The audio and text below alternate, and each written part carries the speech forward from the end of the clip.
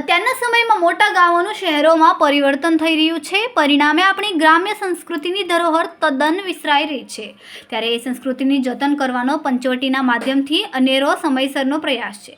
પંચવટીના જાહેર બગીચામાં વૃક્ષોની વાવણી તો કરીએ છીએ, પરંતુ તેનું પાલન, જતન અને ઉછેર કરવાનું વચન અમે આપીએ છીએ. આ વૃક્ષદેવોને દરરોજ મળવાનું વચન આપીએ છીએ. આ પંચવટીમાં અમે દત્તક લીધેલ વૃક્ષોને પરિવારજનો સાથે વાતો કરવાનું વચન આપે છે અને પોષણયુક્ત ખાતર પાણી આપવાનું વચન આપે છે. તેથી અમારા મન પ્રફુલ્લિત થશે. વૃક્ષદેવોથી પ્લાસ્ટિકની ચીજોનો કચરો દૂર કરવાનું વચન આપે છે. એવા સંકલ્પ ભાવથી ઐતિહાસિક પૌરાણિક તીર્થધામ શુક્લતીર્થ ગામના મિતેન પટેલ અને તેમને સહયોગ કરનાર પર્યાવરણ પ્રેમીઓ, વિવિધ સંગઠનો અને ધાર્મિક સંસ્થાઓના શ્રદ્ધાવાન ભક્તો, યુવાનો, વડીલો અને શાળાના બાળકો ઉપરોક્ત સંકલ્પ ભાવથી કેટલાક વૃક્ષો દત્તક લઈને, કેટલાક દરરોજ તો કેટલાક અઠવાડિયે પૂરા મન અને હૃદયના સંકલ્પ ભાવથી શુક્લતીર્થ નર્મદા નદી કિનારે વડલાની વિશિષ્ટ નૈસર્ગિક આભા એટલે પ્રાકૃતિક ઓક્સિજન ચેમ્બર ઊભી કરવામાં અવિરત પ્રયત્નશીલ છે. તે અનુસંધાને હાલમાં જ રામનવમી નિમિત્તે તેમજ હનુમાન જયંતિ નિમિત્તે વડની ડાળીઓ રોપીને વૃક્ષદેવો ભવના સૂત્રને ખરા અર્થમાં સાકાર કરવામાં ઉજવણી કરવામાં આવી છે.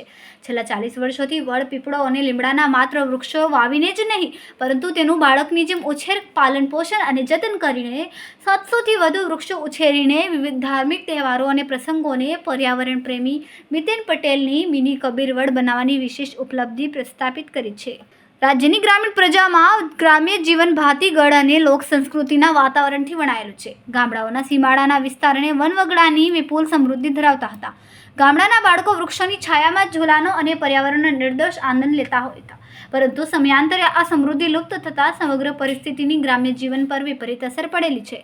ગામડાના પડતર વિસ્તારો ગ્રામ્ય લોકોના સહકારથી નવપલ્લિત અને પુનઃસ્થાપિત કરી ગ્રામ્ય સ્તરે લોકજાગૃતિનું નિર્માણ થઈ શકે, તેમજ ગ્રામ્ય પ્રજાના ગામના રહેઠાણ વિસ્તારની નજીકમાં વૃક્ષાચ્છાદિત વન મળે તેવું આયોજન પંચવટીના માધ્યમથી થઈ શકે છે.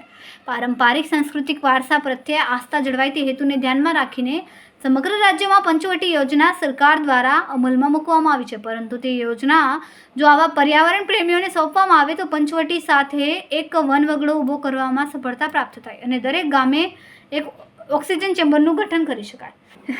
શુક્લતીર્થ નદી કિનારે 700 વડના વૃક્ષોનું વાવેતર, ઉછેર કરીને પ્રાણી માત્રને શીતલ છાયાને ઓક્સિજન ચેમ્બર બનાવવાનું શ્રેય મિતેન પટેલને જાય છે. ત્યારે ભરૂચ જિલ્લામાં સૌથી વધુ ઔદ્યોગિક એકમો સ્થપાઈ રહ્યા છે. ત્યારે રાત્રિના સમયે ઝેરી ગેસ છોડવામાં આવી રહ્યો છે. ત્યારે પ્રાણી માત્રને માટે, તેના અસ્તિત્વ માટે આવી ઓક્સિજન ચેમ્બરો પણ સમયાંતરે ઊભી કરવી એ જિલ્લાના હિતમાં છે. ઔદ્યોગિક એકમો તેમનું CSR ફંડ પર્યાવરણ પ્રેમીઓ માટે ફાળવાય તો ભરૂચ જિલ્લો ઘાતક હવાજન્ય રસાયણો અને હવાના પ્રદૂષણથી બચી શકે. શુક્લતીર્થ ગામ અને જિલ્લાના ધાર્મિક સંગઠનો, યુવક મંડળો, સંસ્થાઓ, પત્રકાર જગતના સંગઠનો તરફથી અને રસયુક્ત પ્રાપ્ત થઈ રહ્યો છે. ઐતિહાસિક પૌરાણિક તીર્થધામ શુક્લતીર્થના પર્યાવરણ પ્રેમી મિતેન પટેલનું 11,000 વૃક્ષો વાવીને તેનું ઉછેર, જતન કરીને પર્યાવરણલક્ષી વિશિષ્ટ અનુષ્ઠાન કરવાનું લક્ષ્ય છે, જે આવનારા દિવસોમાં સંકલ્પ પૂરો કરવામાં આવશે.